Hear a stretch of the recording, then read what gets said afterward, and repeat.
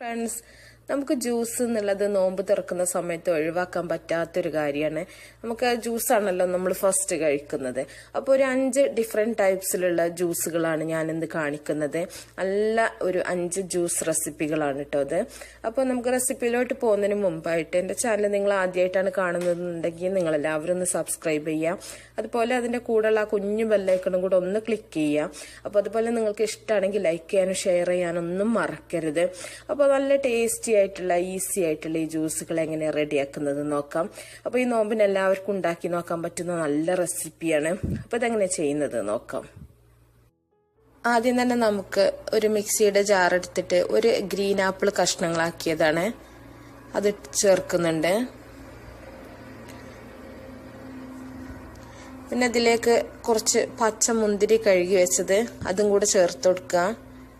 പച്ചമുന്തിരിൻ്റെയും പച്ചാപ്പിളിൻ്റെയും taste ഒരു different ആയിട്ടുള്ള ഒരു ഫ്ലേവറാണ് കേട്ടോ ജ്യൂസ് ഉണ്ടാക്കുന്ന സമയത്ത്. ഇതിലേക്ക് ആവശ്യത്തിന് പഞ്ചസാര ചേർത്ത് കൊടുക്കുക. മധുരമൊക്കെ നിങ്ങളുടെ ഇഷ്ടത്തിനനുസരിച്ച് ചേർത്താൽ മതി. ഇനി ഇതിലേക്ക് നമുക്ക് തണുത്ത വെള്ളം ഒഴിച്ചു കൊടുക്കാം. ഇതിലേക്ക് ഐസ് ക്യൂബ്സ് വേണമെങ്കിൽ നിങ്ങൾക്ക് ആഡ് ചെയ്യാം. ഞാൻ ഇപ്പോൾ തണുത്ത വെള്ളം മാത്രമേ ചേർക്കുന്നുള്ളൂ. ഇനി നമുക്കിത് നന്നായിട്ടൊന്ന് അരച്ചെടുക്കാം. നമുക്കൊരു ഗ്ലാസ്സിലേക്ക് സെർവ് ചെയ്യാം. അപ്പോൾ നിങ്ങൾ ഒന്ന് അരിച്ചെടുത്തിട്ടുണ്ടെങ്കിൽ ആ ഒരു ഇത് നല്ലൊരു ജ്യൂസായിരിക്കും. അപ്പോൾ നമ്മുടെ ഫസ്റ്റത്തെ ജ്യൂസ് ഇവിടെ റെഡി ആയിട്ടുണ്ട്. ഇനി നമുക്ക് രണ്ടാമത്തെ ജ്യൂസ് റെഡിയാക്കാം. നമ്മുടെ ഈ ജാറിലോട്ട് ഒരു ഓറഞ്ചിൻ്റെ അല്ലിയാണ് ചേർക്കുന്നത്. ഇത് കുരുമില്ലാത്ത ഓറഞ്ചാണ് കേട്ടോ. കുരുണ്ടെങ്കിൽ നിങ്ങൾ അതൊന്ന് ഒഴിവാക്കുക. പിന്നെ ഒരു ക്യാരറ്റ് ഒന്ന് ബോയിൽ ചെയ്ത് വെച്ചിട്ടുള്ള ക്യാരറ്റാണത്, അതും കൂടെ ചേർക്കുന്നുണ്ട്.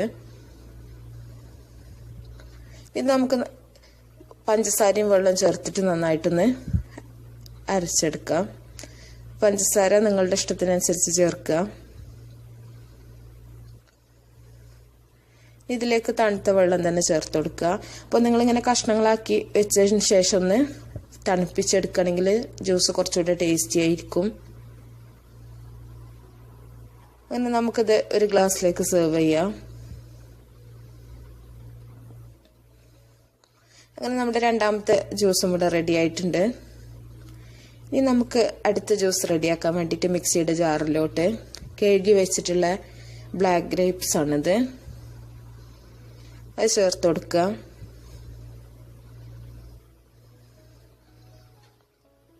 ഇതിലേക്ക് 2 ഗ്രാമ്പു ഞാൻ ചേർക്കുന്നുണ്ട്.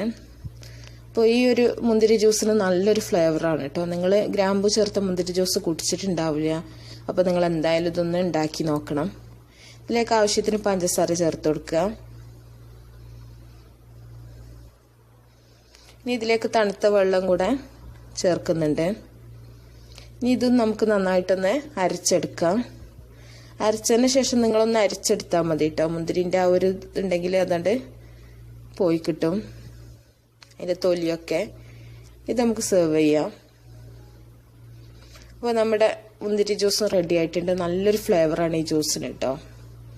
ഇനി നമുക്ക് അടുത്ത ജ്യൂസ് റെഡിയാക്കാൻ വേണ്ടിയിട്ട് ഈ ജാറിലോട്ട് കഴുകി ചെറിയ കഷ്ണങ്ങളാക്കി വെച്ചിട്ടുള്ള ഫ്രഷ് ആയിട്ടുള്ള സ്ട്രോബെറിയാണത്, ഇത് ചേർത്ത് കൊടുക്കുക. നമ്മൾ സ്ട്രോബെറി മിൽക്കിന് വേണ്ടിയിട്ടാണ് കേട്ടോ.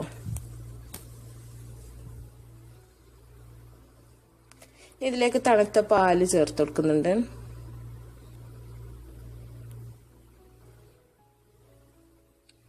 ഇതിലേക്ക് പഞ്ചസാര ചേർക്കുക.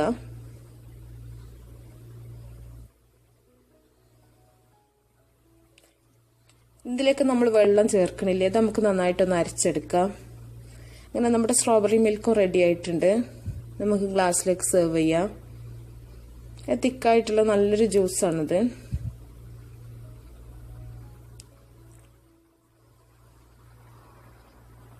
അപ്പോൾ ഇനി ഇത് നമുക്ക് മാറ്റി വെച്ചിട്ട് അടുത്ത ജ്യൂസ് റെഡിയാക്കാം.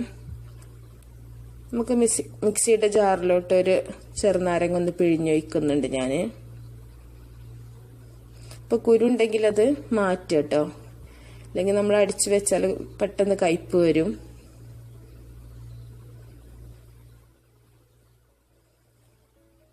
ഞാനൊരു ഗ്ലാസിൻ്റെ അളവാട്ടോ കാണിക്കുന്നത്.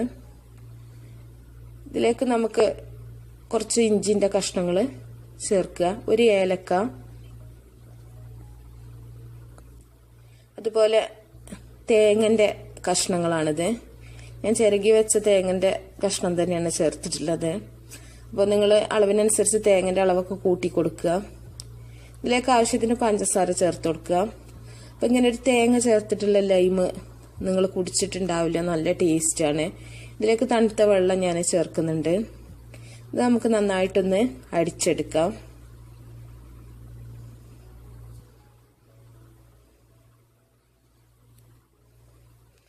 അപ്പോൾ നമ്മൾ അടിച്ചെടുത്തിട്ടുള്ള അതും നമുക്കൊരു ഗ്ലാസ്സിലേക്ക് സെർവ് ചെയ്യാം.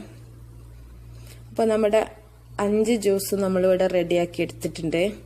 വളരെ പെട്ടെന്ന് ചെയ്തെടുക്കാൻ പറ്റിയ നല്ലൊരു ജ്യൂസുകളാണ് കേട്ടോ അത് 5ഉം. അപ്പോൾ നിങ്ങൾക്ക് ഈ നോമ്പിന് നിങ്ങളെല്ലാവരും ഉണ്ടാക്കി നോക്കുക. ഐസ് ക്യൂബ്സ് ഒക്കെ നിങ്ങൾക്ക് വേണമെങ്കിൽ ആഡ് ചെയ്യുക. പിന്നെ നോമ്പ് തുറക്കുന്ന സമയത്ത് ഒരുപാട് തണുപ്പ് കഴിക്കാതിരിക്കുകയാണ് ഏറ്റവും നല്ലത്. അപ്പോൾ നല്ല റെസിപ്പിയുമായിട്ട് നമുക്ക് അടുത്തൊരു വീഡിയോയിൽ കാണാം.